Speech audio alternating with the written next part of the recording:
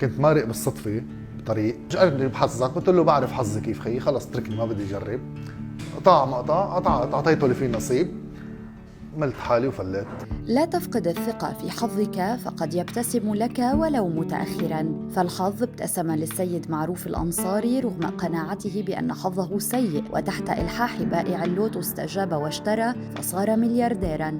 وهذه قصته كما يرويها. قعدت فتش على الانترنت، فجأة تفاجأت فيه للرقم، بلشت اراهم رقم 2 3 4 5 لكلهم طلعت هيك، وبلشت الصدمة تركب عندي. وفجأة هيك قعد خلص ما عاد تعرف شو اعمل، فرحة لا توصف يعني. اول حدا خبرته هو عائلتي، كانت الهيصة والزيطة طالعة بقلب البيت وزلاغيط ودبكة واخبار، وبلشت العالم بقلب البيت تنزل وتطلع، وتعرف فرحة كتير كبيرة.